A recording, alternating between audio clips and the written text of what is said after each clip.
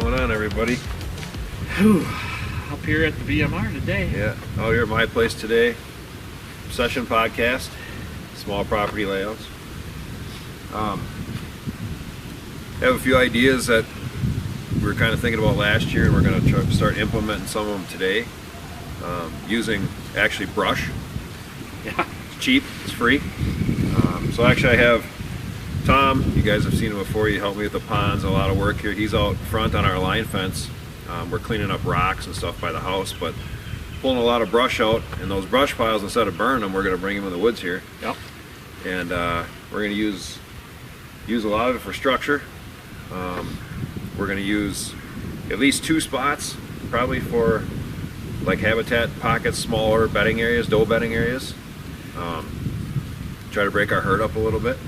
We need to, well, from what we seen last year, we definitely got to do that and get a little more movement. Yeah, for sure. Because right now, the property worked out great. You guys seen us, both of us took our bucks off the property last year. And we were real happy with that, but of course, you can always make things better. Nothing's ever good. So, we're going to create bedding pockets. Yep, a couple bedding pockets. Really what we want to do is we want to segregate our does. Obviously, we've talked about that a lot. You know, those older does will push animals off. So if we get them segregated a little bit more, get a few more of those bigger bucks staying in here and moving in here, giving them all spots to go is basically the thing. You know, because we're working with 40 acres. Yep, small ground pretty. So we want to have, you know, a lot of people think, well, you got a good bedding area. Like, we have some great bedding areas, but not all your bucks are going to stay in there. You know, you might get one big buck that stays over here to our west. Yep. And a lot of littler bucks, which is great. But then those bigger ones are going to come in, they're going to roam, they're going to go across the street or wherever they're going to go. We're going to try to get them to stay here. Yep. Is what we really want, you know. So if we can hold, you know, 3 or 4 of those nice ones, yeah, is what we're really trying to do. We're trying to create a better atmosphere for older class bucks in the property. Correct, sir. Because right now, we're noticing that we always get the good bucks in here, but they don't always stay within a kill zone, I guess I would say. Not directly on the property. They're traveling, and they're gonna. Right. But we want them to core here more, I guess.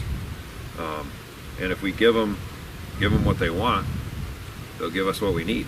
That's a fact. Hopefully. Separating in our does and putting them close to food is number one on the list. So we're going to start here. This is a spot. You guys have seen it before, because if we turn the camera, it's where our west pond is, right behind the camera. Our main bedding area, directly to the west here, which we are not touching. We draw them every year out of basically straight in front of Carl and I. They come out of this corner, or they hang high and come out just above this pond. Either way, they're killable, and that's the way they travel. We want to keep that happening. There's a stand right up here behind us that I've had up for years. We want to kind of emphasize this more. If you see back here, it's kind of open. Well, this ridge drops off again behind us, and they bed there a lot. So we want to be able to get in this stand. So we're working with our entry and exit again. We want to be able to get in this stand at night. This is not a morning stand. You don't come down in here in the morning. No.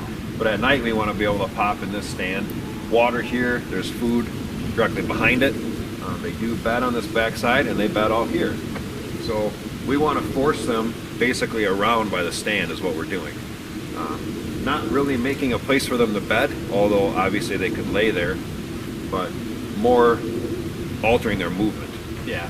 Our bedding areas are so close that what we're going to put here, they, like Mike said, they could bed there, but chances are they're going to go to the bedding area, which is made for them. They have the advantage there, and they will know that. This is a spot that we noticed last year where we were getting a lot of transition. There's a main food plot, I don't know, 70 yards away from us here.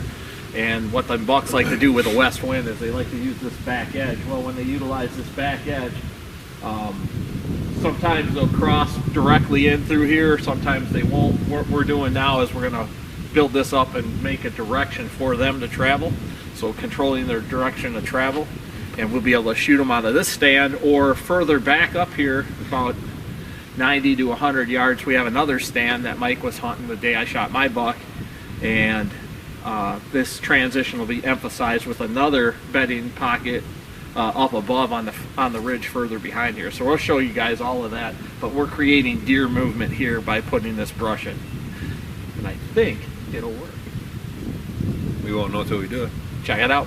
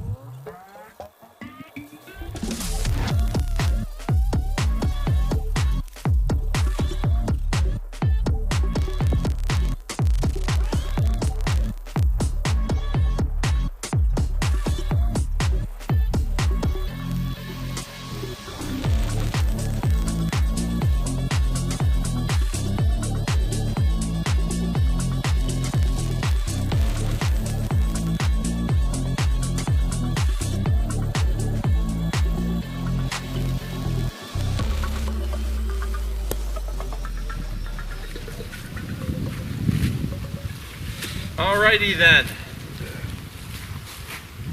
Quick 10 minutes. Establish what we want to establish. Basically, hinge cut a couple of these cherry trees. Took down some dead stuff. You guys seen that? We decided to leave great big dead oak that's actually there because it's not going to help anything. Later today, we'll bring in some brush. Yep. Try to plug up that corner a little bit. Also lets a little bit of sun in there. Should help the berries on the other side. You guys can see there's some berry brush and stuff in here that's growing up, berry bushes. Should help emphasize that on that back side. And the deer bed over the knoll where you guys can see it just drop off the back side. So makes it a nice little area to be able to get into the stand. When you think about it, you got to be down here. They're not going to see through there, so not really enough. They should bed in there.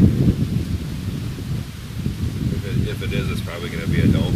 Probably that'll lay in there. So it'll help control the deer movement for the buck movement during the rut and pre-rut, which is when we come down here and hunt this particular spot anyway. Yep. Next spot.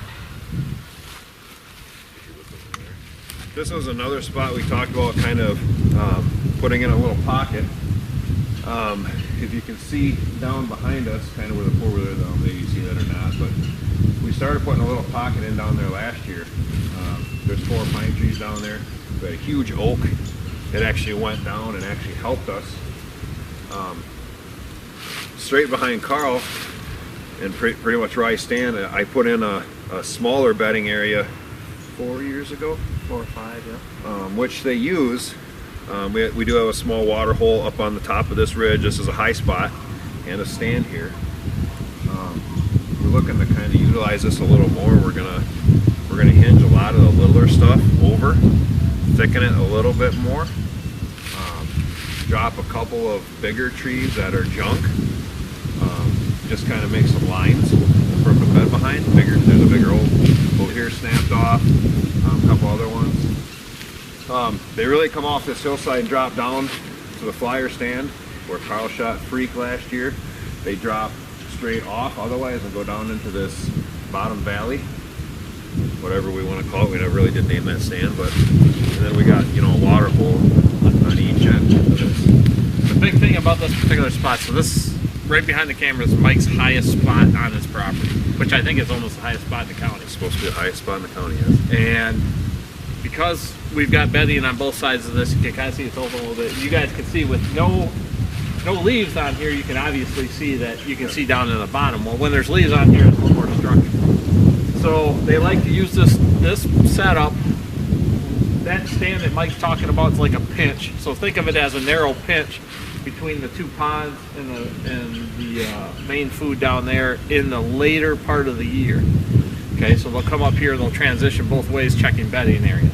We're going to emphasize that movement here and hopefully utilize this stand more, because we can see no reason why we don't shoot bucks out of that stand. It's a wide trail where I put my trails in, the one that comes up the hill, then sections off to the campsite food plot, or it turns back and goes to our top habitat pocket and then circles around to the pond. And there's no reason, with a bedding area right in front of it, that we shouldn't be getting you know, more movement up here. We get deer up here, but we're trying to get them out of this area. Yeah, this is actually, where it rolls over is probably the only saddle on the ridge.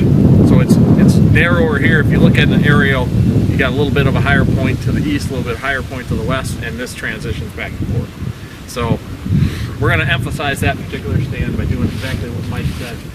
Hopefully we'll get a more light in here, get a few more of these, some of the underbrush growing. You can see the deer have been nibbling on this stuff. We got a couple of the box elders that Mike had cut off before that got all that regrowth, so successional growth coming up in here. And then, like we said, there's a couple of the trees that when the tornado came through last year, took the tops right off. We're going to lay those trunks down, give them some side cover to lay against, and hopefully we will be able to shoot a buck out of here. Stay around.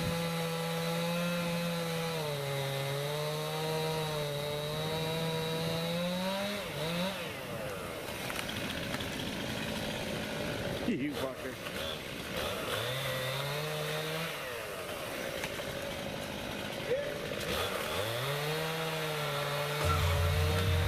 Good. That's what I'm talking about.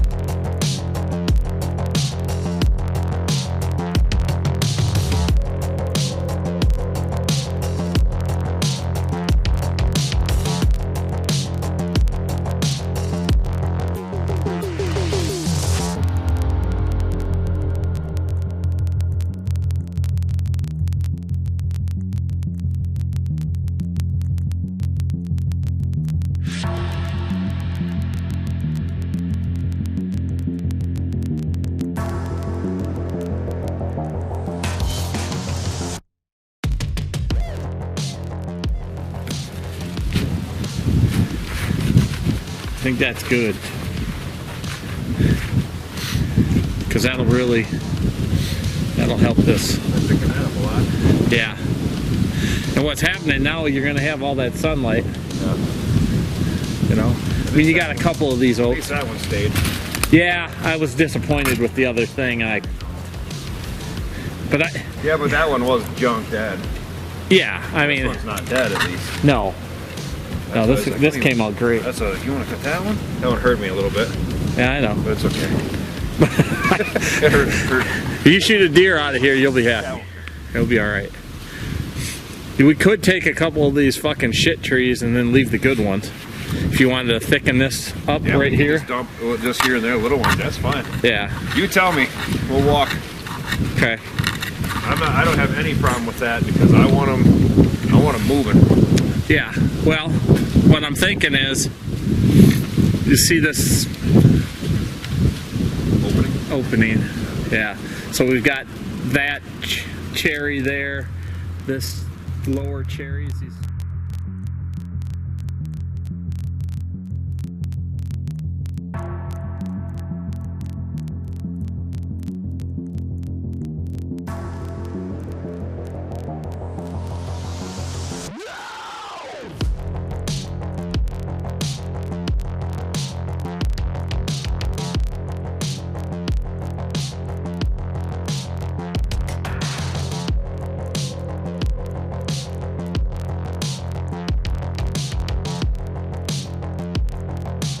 Yep. So this is where we were just standing a little bit ago. You see all the way back, you can see that biggest dead oak. Saw it right off, that broke off. So all we did was hinge 10 trees, maybe, small trees and some junk. Really thicken this up here. Still are going to promote our movement coming off this side hill, but now they're not going to be able to see down into this bottom as easily. And now down in this bottom, we're going to put some brush piles in down there and stuff too later. So really just taking down a lot of junk up here, letting some more light in, and getting some of these bigger trees to grow. You can see now all this nasty and thorny stuff coming up, a lot of underbrush, but real thick. Hopefully utilize that stand. Right over here, we're almost worked our way to a habitat pocket that we put in. So really keeping that movement going east-west is what we're wanting. Really want to push these deer off this hill to come and look. So that's what this is.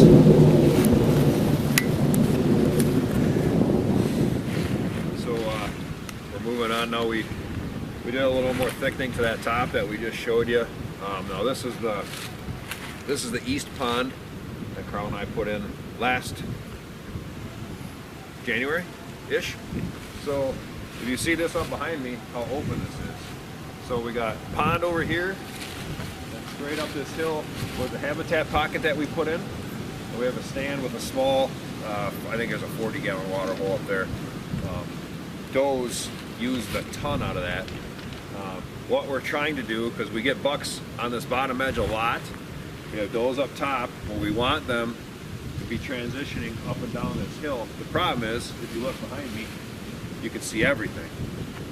So we're going to hinge some little trees, drop a lot of dead junk in here, and we're going to pull all of our brush in here and kind of almost build like a berm, kind of brush, and force them to either go around down on the bottom side or come around on the top side, A, to see the pond, or B, to have to come up into that habitat pocket. If we're up on top, we can call to them late October, early November, and pull those bucks off this bottom and up into that top. We also have a stand literally straight off this pond here. So I want to show you what it looks like now. Wide open. We're going to close it up. Again, we're making our deer move the way we want them to move. So hopefully it works.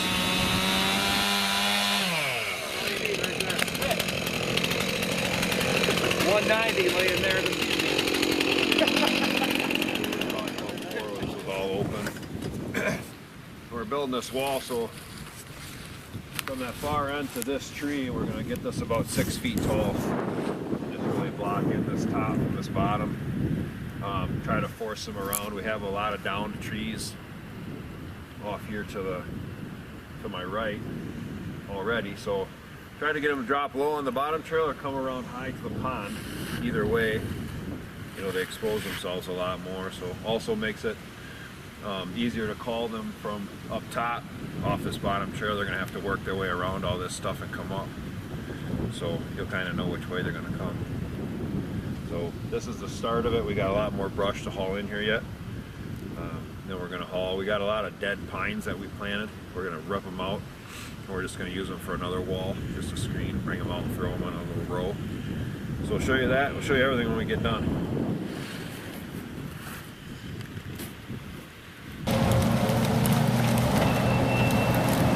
Well, we can't have nice things. That's why.